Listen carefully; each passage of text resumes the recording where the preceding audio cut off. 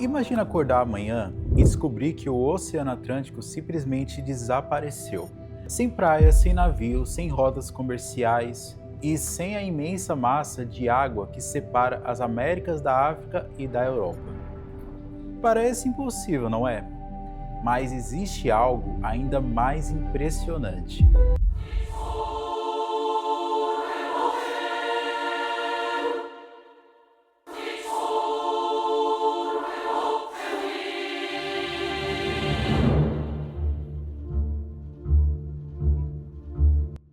Durante grande parte da história da Terra, o Oceano Atlântico simplesmente não existia. Onde hoje existe milhares de quilômetros de água, já existiu a Terra. Uma única massa de terra gigantesca. E o mais assustador, o processo que criou o Atlântico ainda está acontecendo nesse exato momento. Enquanto você assiste esse vídeo, o oceano continua crescendo. Mas como isso aconteceu? Como um dos maiores oceanos do planeta nasceu.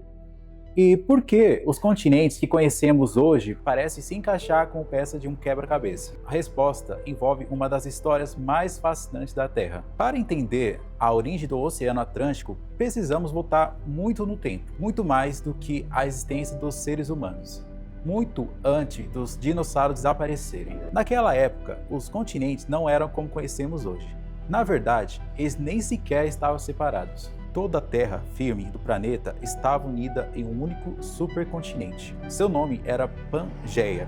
E quando dizemos supercontinente, não estamos exagerando. Imagina só, juntar América do Sul, América do Norte, África, Europa, Ásia, Austrália e a Antártica em uma única massa colossal da Terra. Era exatamente assim. Se você estivesse vivo naquela época, poderia teoricamente caminhar entre regiões que hoje estão separadas por oceanos inteiros.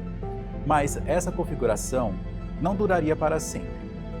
A descoberta que chocou o mundo, os cientistas acreditavam que os continentes sempre estiveram exatamente onde estão hoje.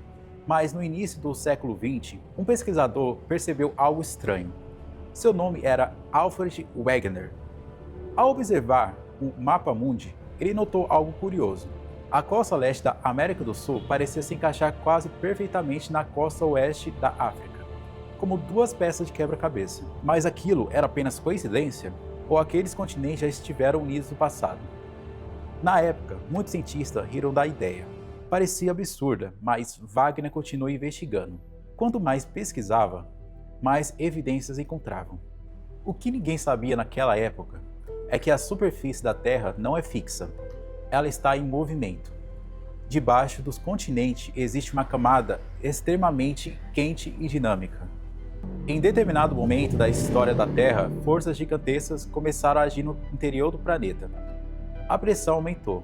A crosta terrestre começou a sofrer tensão. Então surgiu algo aparentemente pequeno, uma rachadura. Mas não era uma rachadura comum.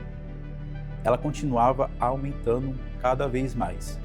Ano após ano, século após século, milhões após milhão de anos. E aquela rachadura começou a dividir a Pangeia ao meio. A América do Sul começou a se afastar da África, lentamente, mas sem parar. Agora vem a parte que muita gente não conhece.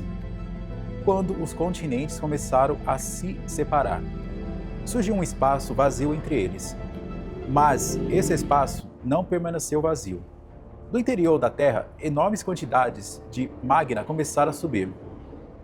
Ao entrar em contato com temperaturas menores, essa magma esfriava, endurecia e criava um novo solo. Mais magma subia, mais solo era criado, e esse processo continua repentinamente, como se o planeta estivesse construindo um novo chão entre os continentes, pouco a pouco, sem parar. Com o passar do tempo, aquele enorme fenda começou a ser preenchida por água. Primeiro, pequenas porções, depois áreas cada vez maiores, até que surgiu algo completamente novo, um oceano. O que começou como uma simples rachadura transformou-se em uma das maiores massas de água da Terra. O Oceano Atlântico havia nascido, mas a história não termina aí. Na verdade, ela continua acontecendo. O oceano continua crescendo nesse exato momento.